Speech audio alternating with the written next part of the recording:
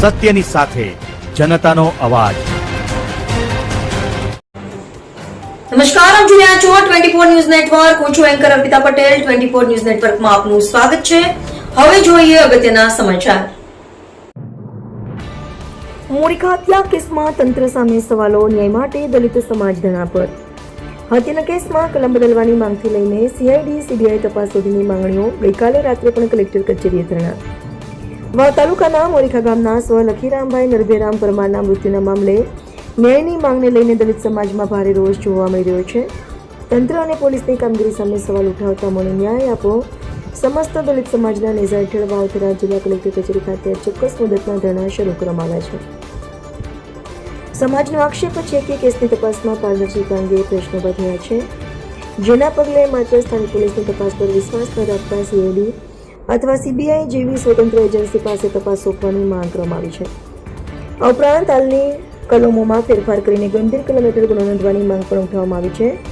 સમાજ દ્વારા તમામ આરોપીઓ તેમજ તપાસ અધિકારીઓ નાર્કોટિક્સ કરવાની માંગ કરવામાં આવી છે। સાથે જ તપાસમાં બેદરકાર કે કોઈ પણ પ્રકારની મદદગારી સાબિત થાય તો સંબંધિત અધિકારીઓ સામે એટ્રોસિટી એક્ટ અને બીએનએસની સંબંધિત કલમો હેઠળ કાર્યવાહી કરવાની માંગ છે।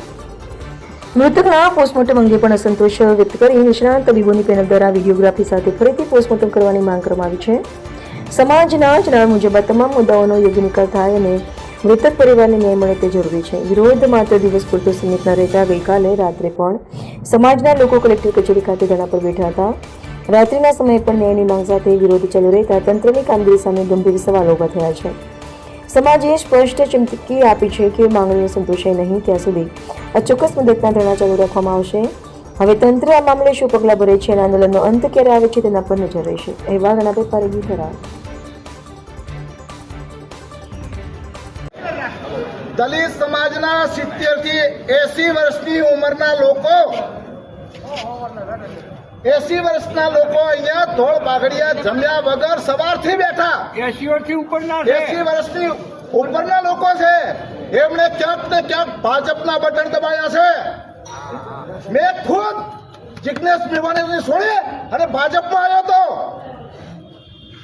શાના માટે કે સત્તામાં જશું તો કામ થશે। અત્યારે અમને આ રિઝલ્ટ છે। અમે આ ભાજપમાં હોવા છતાં આ વ્યક્તિને એટલો પાવર છે કે નીચે નથી આવતા। 2 પ્રમુખો આપ્યા, ડેલિગેટો આપ્યા, દલિતોના વોટ બાબા સાહેબના બંધારણથી એ લોકોને ટિકિટ મળી। એટલે ચંદ્રનમાં આલો ને નથી આલવી। તમે બાબા સાહેબનું આપેલું છે। આ અમે હાલ બોલીએ ને એ અમને બાબા સાહેબે એક આપ્યો છે। અમને કોઈ નહીં રોકી શકે। મારે કોઈ ટિકિટની જરૂર નથી, મારે કોઈ ફાઇલો ચલાવવાની જરૂર નથી, મારે કોઈ કરવાનું નથી। એટલે બોલું છું, મારે કોઈ કોંગ્રેસ ભાજપમાં એક જગ્યાએ ટિકિટ લેવાની નથી। એટલે આ કલેક્ટર સાહેબે હવે રાજકીય મુદ્દો બનાવ્યો છે। હવે આઉટ સ્ટેટથી પણ લોકો અહીંયા આવશે, એમને પણ અમારા દુઃખ થાય છે। અહીંથી કહેતા દુઃખ થાય છે। અમારો એક નવો જિલ્લો બન્યો હોય, અધ્યક્ષ સાહેબે કેટલી મહેનત કરીને જિલ્લો બનાવ્યો હોય અને અધ્યક્ષ સાહેબને આ દલિત સમાજ કેટલો ચાહતો હોય, 11,000 વોટ આપ્યો હોય અને કલેક્ટર સાહેબ કોને કહેવાથી આ દલિતોને સાંભળવા નથી આવતા। દલિતોને સાંભળવા તો પડે ને। ન્યાયની વાત તો ન્યાય છે, પણ સાંભળવા તો પડે ને। કેટલાય લોકો અહીંયા બધી પાર્ટીઓના લોકો છે।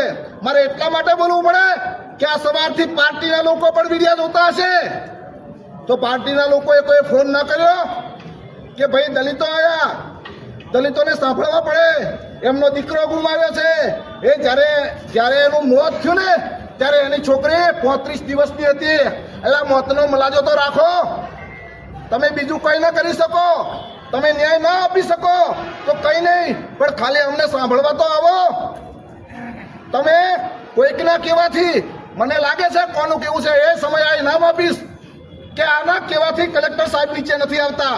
આના કહેવાથી અધ્યક્ષ સાહેબને વોટ તોડવો છે એ પણ કહીશ, પણ એનો સમય આવશે।